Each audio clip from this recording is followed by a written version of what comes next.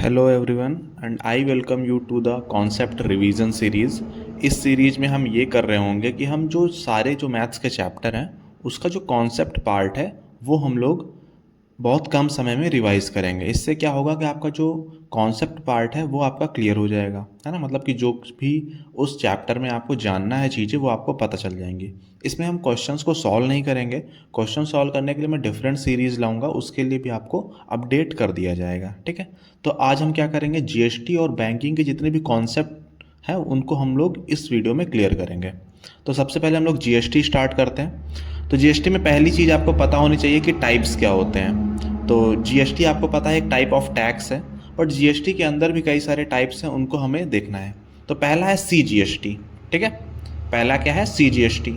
दूसरा है एसजीएसटी और तीसरा क्या है, आईजीएसटी, ठीक है। ये तीन चीज़ें आपको पता होनी चाहिए। तो सीजीएसटी क्या होता है, ये होता है सेंटर जीएसटी। सेंटर जीएसटी में क्या होता है, centre goods and service tax में, कि अगर आपका सपोज एक स्टेट है ना, एक ये स्टेट है स्टेट वन। इस स्टेट वन में दो लोग हैं ए एंड बी। ये अगर आपस में ट्रांजैक्शन करते हैं, सपोज 100 रुपीज़ का एक सामान ए ने बी को बेच दिया। अब 100 रुपीज़ पे अगर हम 18% निकालें, अगर 18% जीएसटी है तो 18 रुपीज़ आ जाएगा, है ना। कितना जीएसटी बनेगा, 18 रुपीज़। अब ये 18 रुपीज़ कौन सी गवर्नमेंट को जाएगा, सेंटर की गवर्नमेंट को या फिर स्टेट की गवर्नमेंट पे। तो अगर एक स्टेट इन्वॉल्व है, स्टेट वन, तो इसको दो पार्ट्स में डिवाइड किया जाता है, 9 रुपीज़ एंड 9 रुपीज़। ये जो आधा 9 रुपये है ये जाता है सेंटर को, और आधा जो 9 रुपीज़ है ये जाता है स्टेट को, ठीक है। तो जो सेंटर को मिला है इसको हम बोलते हैं सीजीएसटी, ठीक है। और जो स्टेट को मिलेगा उसे बोलेंगे एसजीएसटी। सिंपल सा है। आईजीएसटी क्या होता है, आईजीएसटी तब आएगा जब दो स्टेट्स इन्वॉल्व हैं। सपोज एक स्टेट आ गया एच टू। अब एच टू में एक इंसान है सी। सी ने क्या किया, ए को कोई सामान दिया 100 रुपीज़ का। अब इस पर 18% कितना आएगा, 18 रुपीज़, है ना। 18 रुपीज़ आ गया।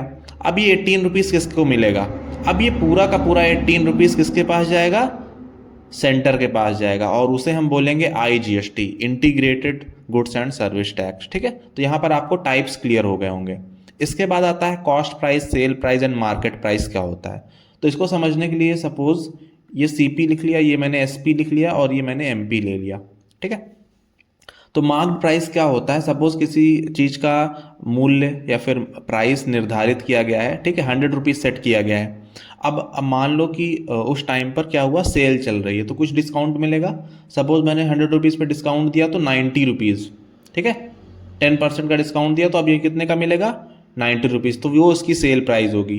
कॉस्ट प्राइस सपोज हो सकता है कि उसको 80 रुपये का मिला हो, है ना। ये मैं क्या कर रहा हूँ, एक शॉपकीपर के पर्सपेक्टिव से बता रहा हूँ, ठीक है। उसने कोई सामान खरीदा 80 रुपीज़ का और उसको मार्क कितना किया, 100 रुपीज़ मार्क कर दिया। लेकिन फिर देखा कि उसका सामान बिक नहीं रहा है तो उसने क्या किया, डिस्काउंट दे दिया 10% का, ठीक है। तो ये हमारा सीपी, एसपी और एमपी होता है। डिस्काउंट मैंने यहाँ पर जो बताया वही सेम चीज़ डिस्काउंट होती है। और डिस्काउंट आपको याद रखना है कि डिस्काउंट हमेशा मार्क्ड प्राइस पर दिया जाएगा, ठीक है। मार्क प्राइस पर डिस्काउंट दिया जाता है, किसी और प्राइस पर डिस्काउंट नहीं दिया जाता है। तो इतनी चीज़ें आपको जीएसटी के बारे में पता होनी चाहिए। मेन चीज़ है यहाँ पर आपको ये परसेंटेज निकालना आना चाहिए, है ना। अगर ये आपको आता है तो आपके लिए जीएसटी काफ़ी ईजी रहेगा। अब इसके क्वेश्चंस कहाँ से करने हैं तो उसके लिए मैं वीडियो लाऊंगा और आपको पूरा सारे क्वेश्चन से इंपॉर्टेंट चीज़ें मैं कराऊंगा। और इतने ही कॉन्सेप्ट यहाँ पर जितनी चीज़ें बताई हैं इनका ही यूज करके मैं सारे क्वेश्चंस कराऊंगा, ठीक है। तो इसको आपको ध्यान रखना है। ओके, तो यहाँ पर जीएसटी कंप्लीट हुआ। अब हम चलेंगे बैंकिंग पर, ठीक है। बैंकिंग में ये दो फॉर्मूलेज, इन्हीं के बेसिस पर सब कुछ हो जाएगा। एक क्वाड्रेटिक का कॉन्सेप्ट लगता है, वो मैं जब क्वाड्रेटिक पढ़ाऊंगा तो मैं बता दूंगा, या फिर मैं जब बैंकिंग के क्वेश्चंस कराऊंगा तो उसमें बता दूंगा। अब यहाँ पर आपको ये दो फॉर्मूलेज दिख रहे होंगे। इसमें जो इतने भी वर्ड्स लिखे हुए हैं, आई दिख रहा होगा ना आपको, पहले पी दिख रहा होगा, एन दिख रहा होगा, आर दिख रहा होगा और यहाँ पर ए दिख रहा होगा। बस आपको इनका मतलब समझना है और फॉर्मूला याद कर लेना है, सारे क्वेश्चंस आपके बन जाएंगे। आई का मतलब होता है इंटरेस्ट। इंटरेस्ट क्या होता है तो अभी मैं बताऊंगा। पी होता है प्रिंसिपल, ठीक है, पी होता है प्रिंसिपल। एन होता है नंबर ऑफ मंथ्स, है ना, कितने महीने के लिए आपने पैसे डिपॉजिट किए हैं अपने रिकरिंग अकाउंट में। आर होता है रेट और ए होता है अमाउंट, ठीक है। ये सारी चीज़ें आपको समझनी है। तो पहले इंटरेस्ट पर आ जाते हैं। तो बैंकिंग के चैप्टर में क्या होता है कि इसमें आरडी वाले क्वेश्चंस आते हैं। जो भी बैंक में आप डिपॉजिट करते हो। तो बैंक में आप कुछ पैसे डिपॉजिट करते हो हर महीने, फिर बैंक क्या करता है आपको कुछ टाइम के बाद वो पैसे वापस करता है विद सम इंटरेस्ट, कुछ पैसे ऐड करके। तो जो भी आप हर महीने डिपॉजिट करते हो उसे आपको प्रिंसिपल बोला जाता है, ठीक है। जितने महीने के लिए आप डिपॉजिट कर रहे हो, सपोज आप 1 साल के लिए डिपॉजिट कर रहे हो, तो एन की वैल्यू कितनी हो जाएगी, 12 हो जाएगी, 12 महीने। तो एन का मतलब है नंबर ऑफ मंथ्स। आर होता है रेट, जिस रेट से वो आपको पैसे देगा, है ना, मतलब जिस रेट का मतलब जो भी रेट लग रहा होगा बैंक का, वही आपका इंटरेस्ट पे डिपेंड का, अगर रेट ज़्यादा है तो इंटरेस्ट आपका ज़्यादा बनेगा। तो रेट बैंक डिसाइड करता है, ठीक है, कि हम इतने रेट में आपको दे रहे हैं। आई होता है इंटरेस्ट, जो भी आपका बना, सपोज आपने 100 रुपीज़ 12 महीने के लिए डिपॉजिट किए, ठीक है, 12 महीने के लिए आपने 100 रुपीज़ डिपॉजिट किए, तो 1200 रुपये आपने दिए टोटल।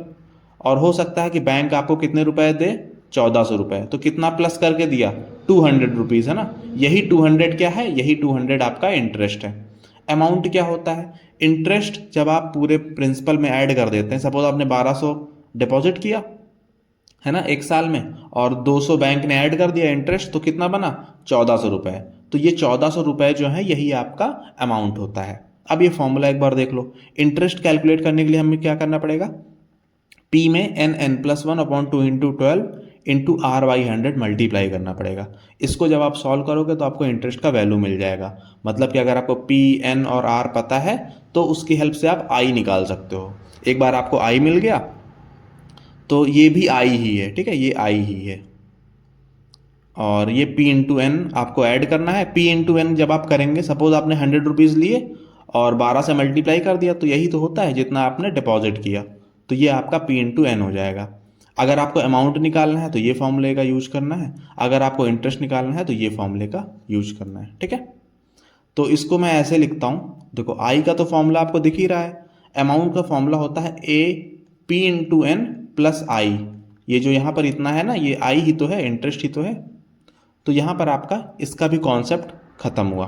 अब आपको क्या करना है, इन कॉन्सेप्ट्स को अच्छे से समझ लेना है। अगर आपके पास नोट्स नहीं बने हुए हैं तो आप एक नोट्स बना लेंगे, ठीक है। इतना करने के बाद आपका ये चैप्टर क्लियर हो जाएगा। अब इसके क्वेश्चंस कहाँ से करने हैं, आपको चैनल पर वीडियोस मिल जाएंगी और उसमें मैंने सारे क्वेश्चंस कराए हैं। टॉप लास्ट 5 ईयर्स के, 4 ईयर्स के मैंने टॉप जो क्वेश्चंस है वो मैंने आपको करा करके रखे हुए हैं, तो वहाँ से आपको क्वेश्चंस की प्रैक्टिस कर लेनी है, ठीक है। इतना करने के बाद आपका मैथ का कुछ भी बचेगा नहीं, ठीक है, सब कुछ आपका क्लियर हो जाएगा। Okay, thank you, bye bye.